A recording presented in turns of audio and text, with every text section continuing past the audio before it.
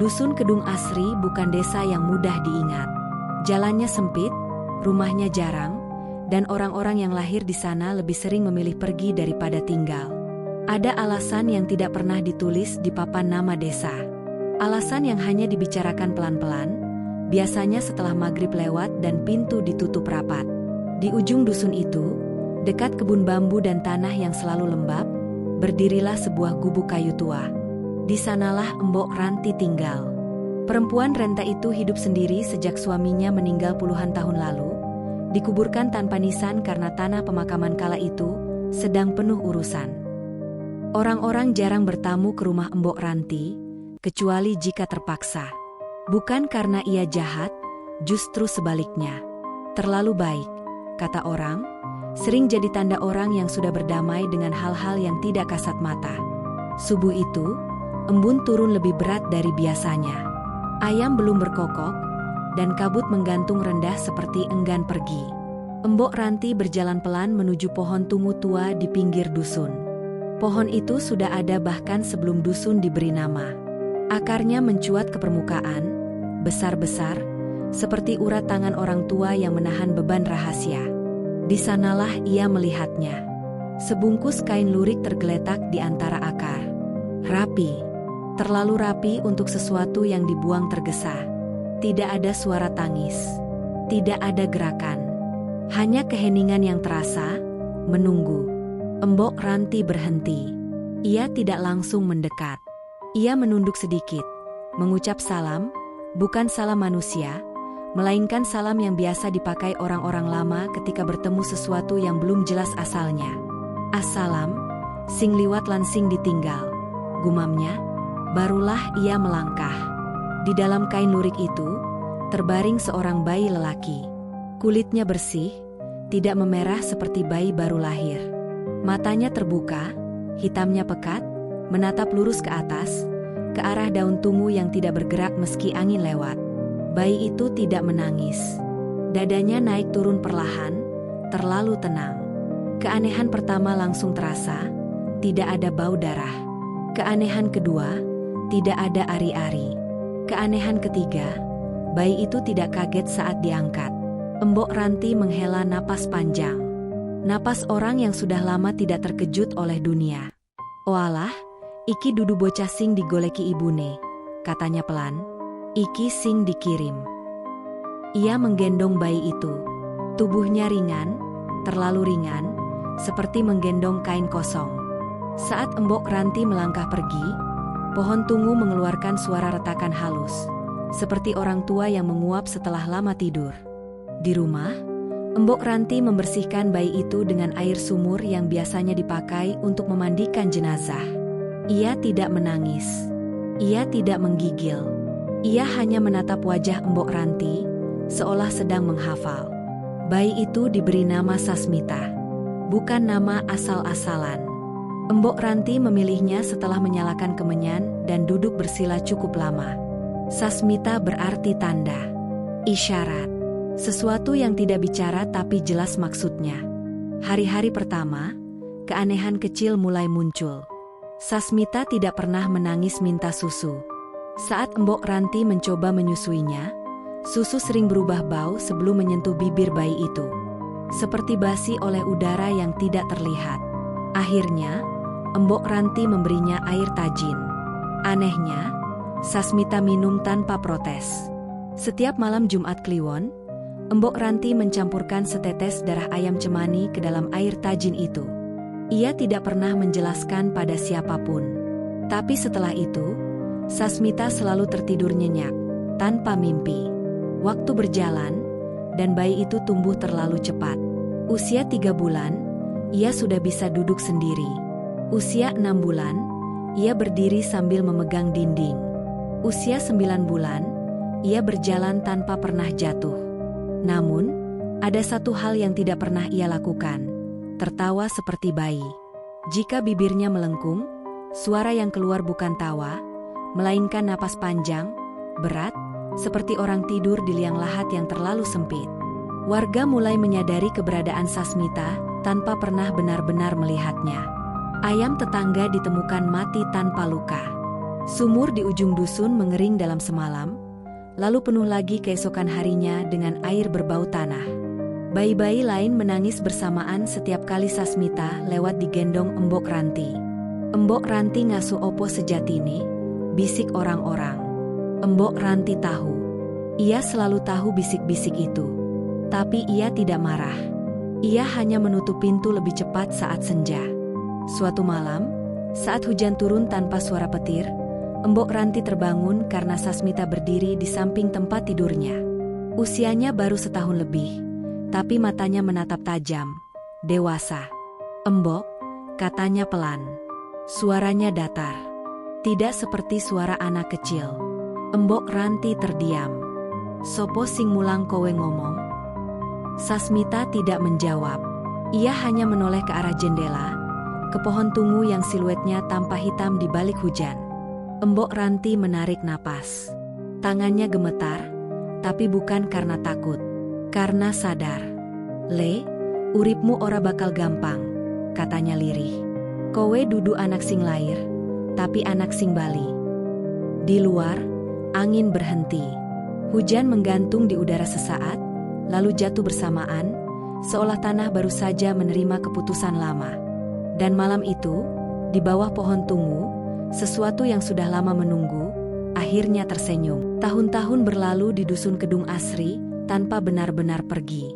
Waktu hanya berjalan di permukaan, sementara sesuatu di bawah tanah terus berdenyut, menghitung hari. Sasmita tumbuh seperti bayangan yang lupa cara memendek. Tubuhnya tinggi untuk anak seusianya, kurus, dengan bahu sedikit membungkuk seolah menahan beban yang tidak kasat mata. Kulitnya pucat, bukan karena sakit, tapi karena jarang disentuh matahari, dan mungkin memang tidak membutuhkannya. Ia jarang bermain dengan anak-anak lain. Bukan karena dilarang, tapi karena anak-anak itu sendiri yang menghindar. Setiap kali Sasmita mendekat, permainan mendadak berhenti. Kelereng menggelinding sendiri menjauh, layangan jatuh tanpa angin, dan anak-anak pulang dengan wajah pucat, membawa alasan yang sama, rasane ora enak. Embok Ranti melihat semua itu dari balik pintu. Hatinya mengeras pelan-pelan, seperti tanah kuburan yang dipadatkan hujan. Ia tahu anak ini tidak pernah ditakdirkan punya teman. Yang datang padanya bukan manusia, melainkan ingatan lama yang memilih berjalan dengan kaki kecil. Keanehan-keanehan kecil berubah menjadi kebiasaan yang tidak pernah dibicarakan. Setiap maghrib, burung-burung diam lebih cepat di sekitar rumah Embok Ranti. Setiap tengah malam, anjing-anjing desa melolong bersamaan, lalu berhenti seketika seperti ada tangan besar yang menutup mulut mereka. Sasmita mulai berbicara lebih sering, tapi kata-katanya tidak pernah ringan. Suatu sore, ia pulang membawa daun tungu kering di tangannya. "Embok," katanya, "iki godong sing tau diiket sumpah." Embok Ranti terhenti menumbuk bumbu. "Sopo sing ngomong?" "Lelembut sing manggon ing oyot," jawabnya tenang. Malam itu, Embok Ranti bermimpi tentang perempuan-perempuan desa bertahun-tahun lalu, berdiri berderet di bawah pohon tungu, masing-masing menggendong bayi yang wajahnya ditutupi kain. Tidak ada tangis, hanya doa yang dibaca terbalik, dan janji yang tidak pernah ditepati. Sejak mimpi itu, Embok Ranti mulai sakit. Batuknya kering, tapi setiap kali ia meludah, tanah halus ikut keluar. Bau lembab menempel di tubuhnya, seperti ia sudah lebih sering bergaul dengan kuburan daripada dapur. Namun ia menolak berbaring lama. Setiap sakitnya datang, Sasmita selalu ada di sisinya, mengelus kepala Embok Ranti dengan tangan dingin yang menenangkan, terlalu menenangkan. "Embok," tanya Sasmita suatu malam, "aku iki anak sopo?" Pertanyaan itu jatuh pelan, tapi menghantam lebih keras dari kentongan. Embok Ranti terdiam lama. Api lampu minyak bergoyang, memanjangkan bayangan Sasmita di dinding, bayangan yang tidak sepenuhnya mengikuti gerak tubuhnya. "Kowe anak sing dititipke," jawab Embok Ranti akhirnya. "Ora kabeh titipan kudu duwe asal." Sasmita mengangguk. Tapi sejak malam itu, kentongan desa berbunyi sendiri setiap pukul 2 dini hari. 3 ketukan. Berulang. Tidak ada yang memukul.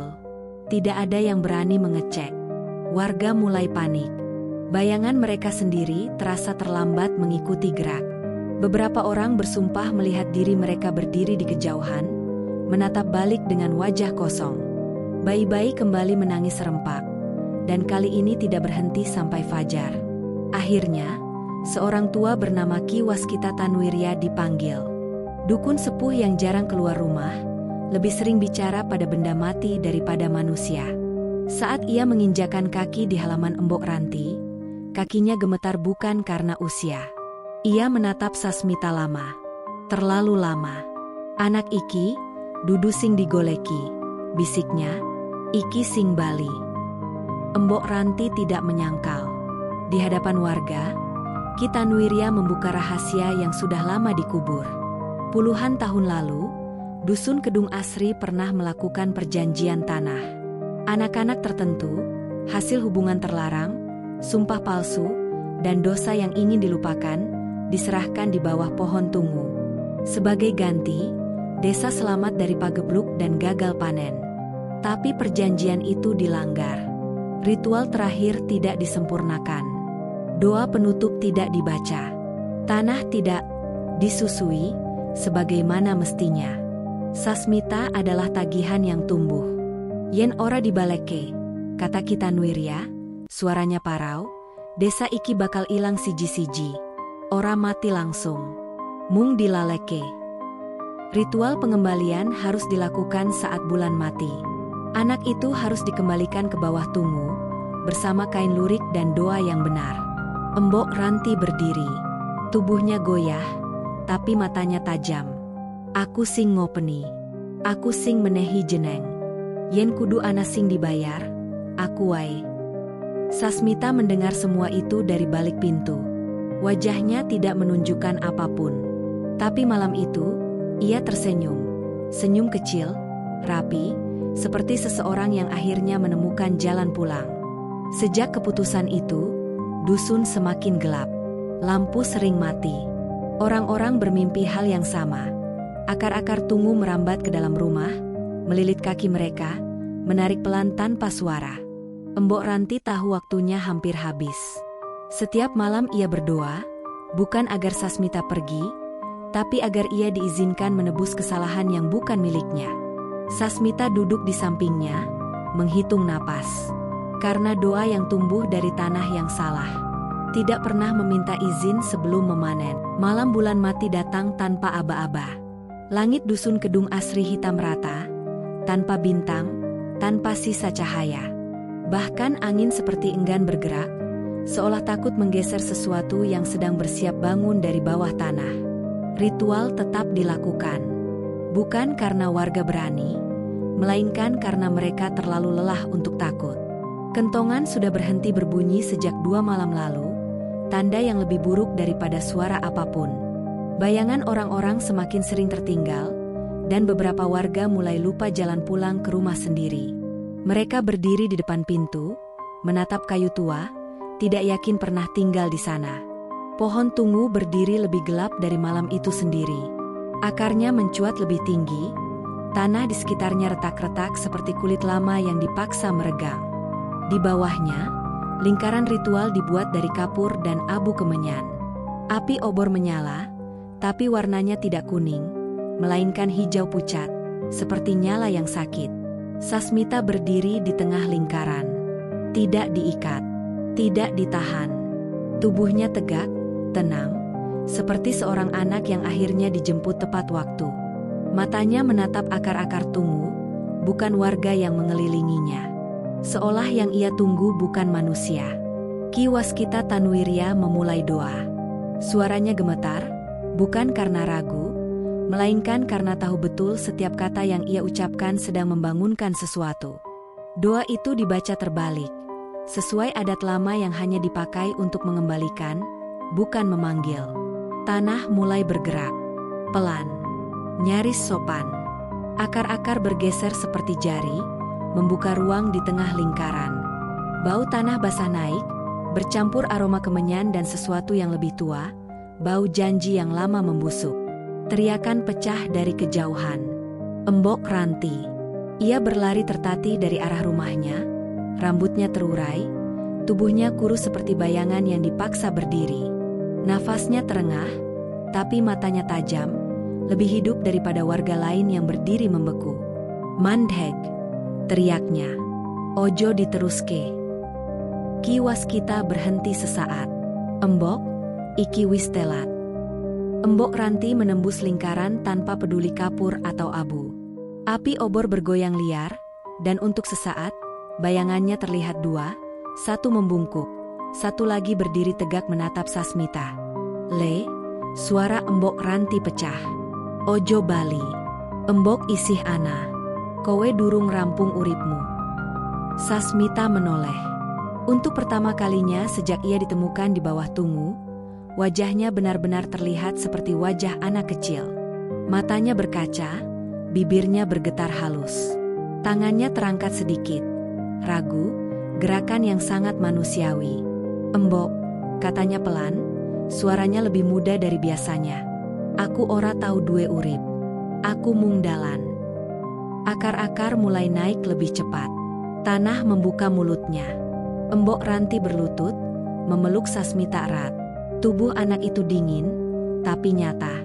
Berat, bukan lagi kain kosong seperti dulu. "Yen kudu ana sing bali," bisiknya di telinga Sasmita. "Aku wae. Embok wis suwe ngenteni." Sasmita memejamkan mata. Senyum kecil muncul, sedih tapi lega. "Embok wis embayar, saka awal." Tanah bergerak keras. Lingkaran kapur retak. Beberapa warga jatuh terduduk, muntah tanah dan air hitam. Ki Waskita berteriak agar doa diselesaikan, atau semuanya akan ikut ditarik. Embok Ranti melepaskan pelukan. Tangannya gemetar saat menyentuh pipi Sasmita. "Ngapunten, Le. Embok ora iso nglindungi." Sasmita menggeleng. "Embok siji-sijine sing tau nganggep aku bocah." Akar-akar melilit kaki Sasmita, lalu pinggangnya. Tidak menyakitkan, tidak kasar. Seperti tangan yang sudah hafal bentuk tubuhnya. Saat tubuhnya mulai turun, Sasmita menatap Embok Ranti untuk terakhir kali. "Yen ana bayi nangis wengi-wengi," katanya lirih, "iku dudu aku. Iku sing durung dibalekke." Tanah menutup. Sunyi jatuh seperti kain kafan. Api obor padam serentak. Lingkaran ritual menghilang, menyisakan tanah rata dan akar yang kembali diam. Pohon tungu berdiri seperti biasa, seolah tidak pernah terjadi apa-apa. Pagi datang perlahan. Burung kembali bernyanyi. Ayam berkokok. Dusun Kedung Asri terasa ringan, seperti baru bangun dari mimpi panjang. Embok Ranti ditemukan meninggal di depannya siang itu. Wajahnya tenang, tersenyum kecil. Di bawah kukunya, tanah basah. Tidak ada luka, tidak ada tanda perlawanan.